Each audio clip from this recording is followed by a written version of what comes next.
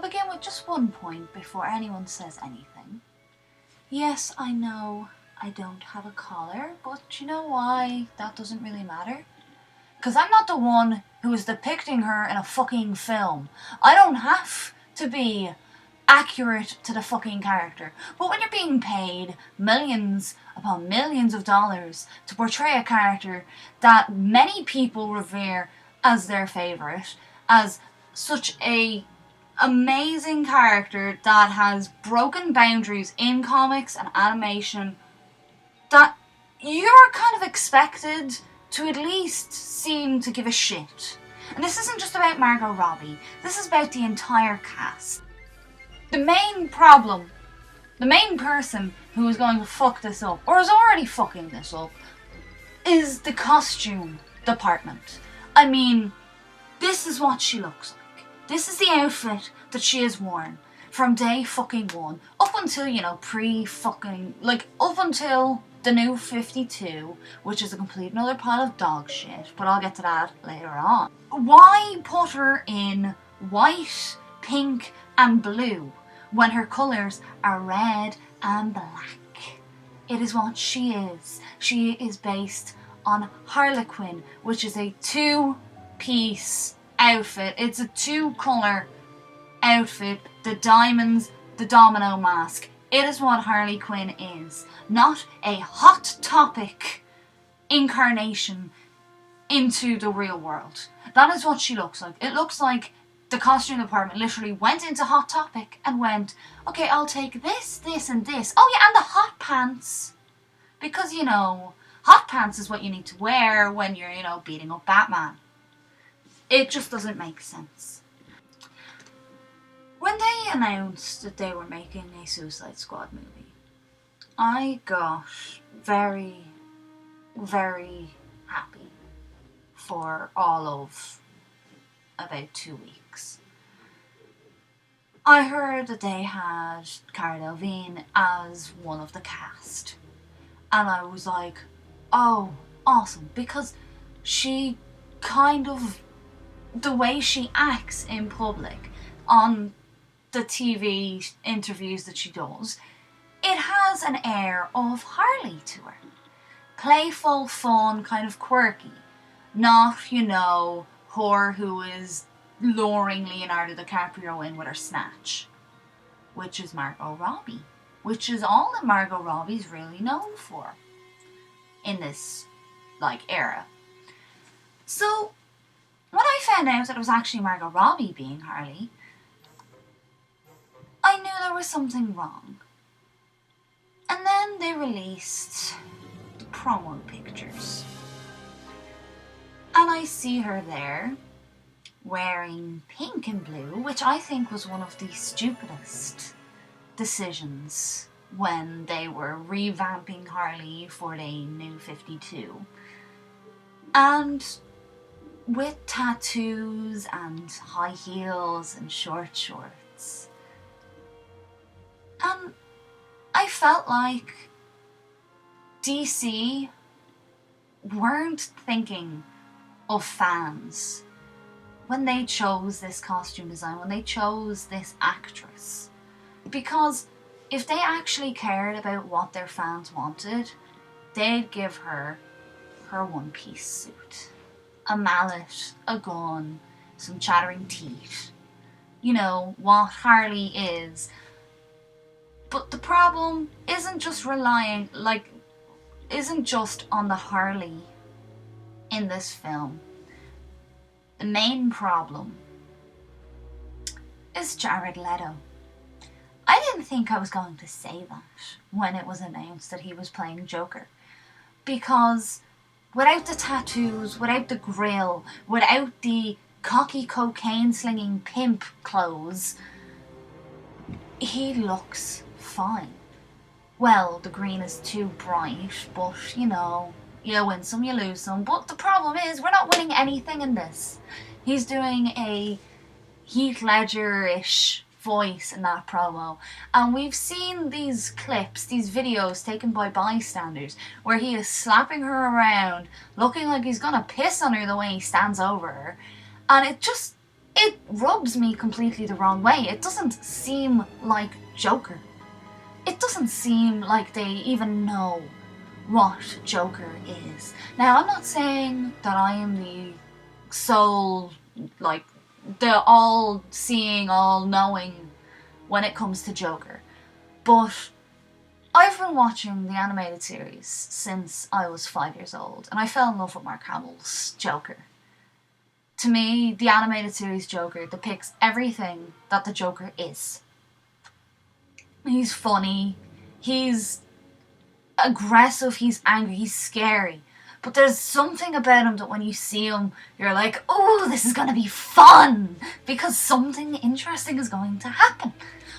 But I look at Jared Leto and I go, oh, okay, so he's clearly dealing drugs from the way he's dressed, because that's how most drug dealers are depicted in these American films.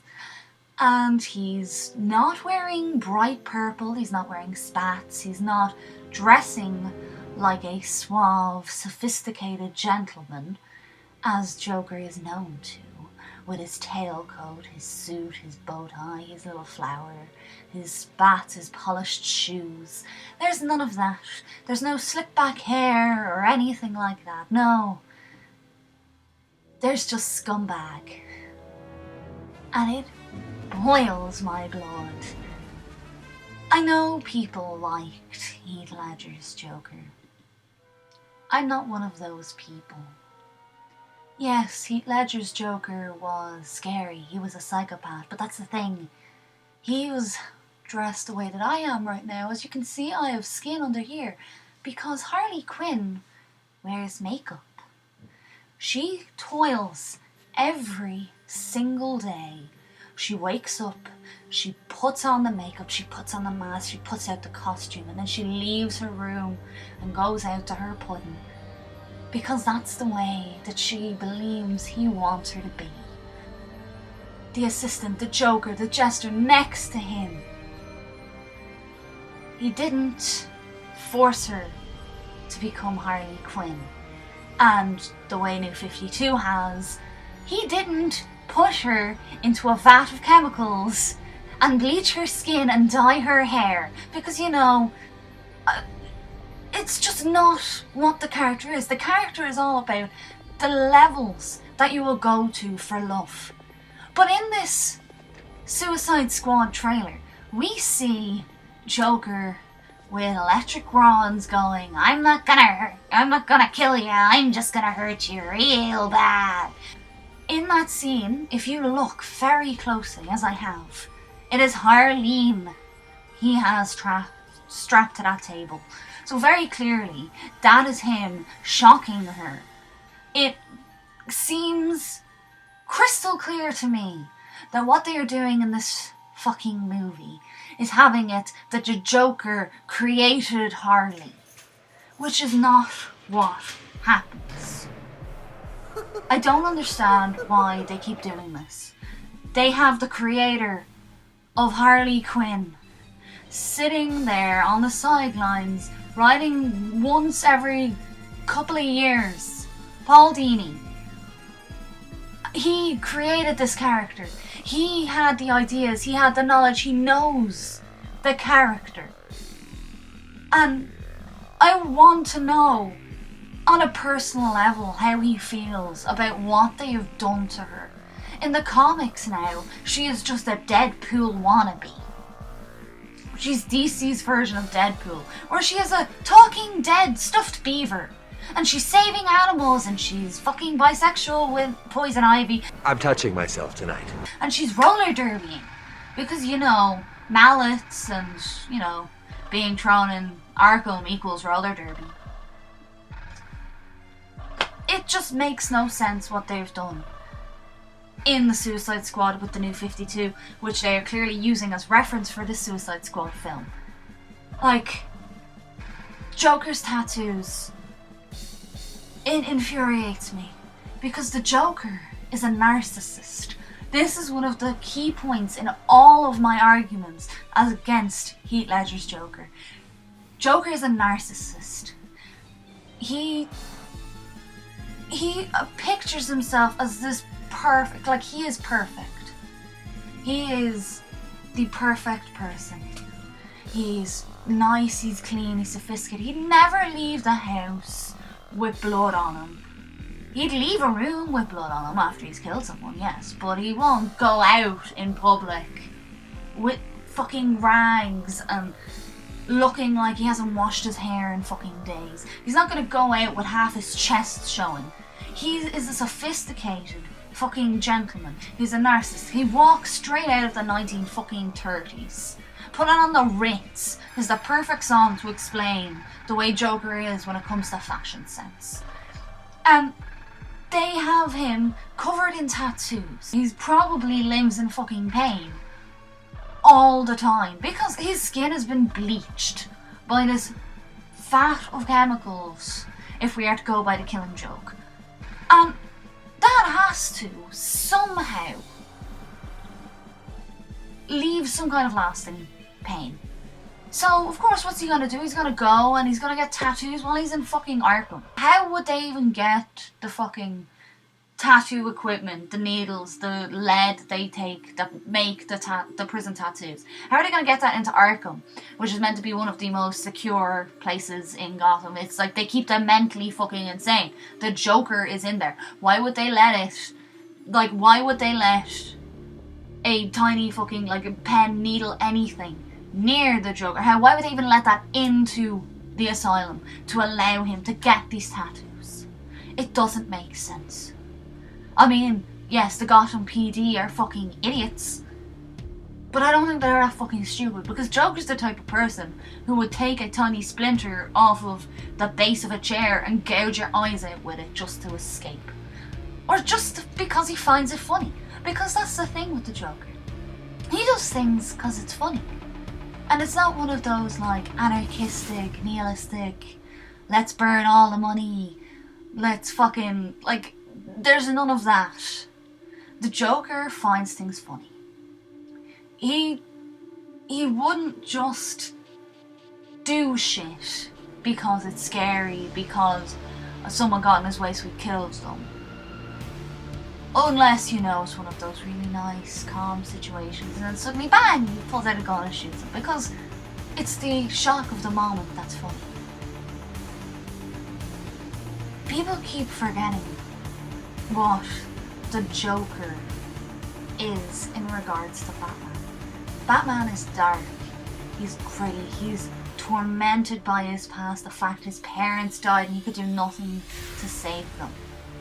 And the Joker has embraced all the weird and wacky and horrible fucking things in this world. And he sees the fun in them. He sees the light. He brings joy through his mayhem.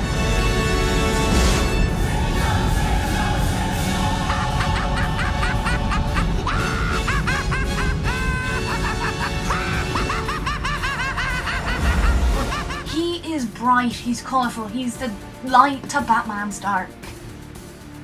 In colour coordination, not in the way they act. But the Joker isn't this dark, brooding, horrible person.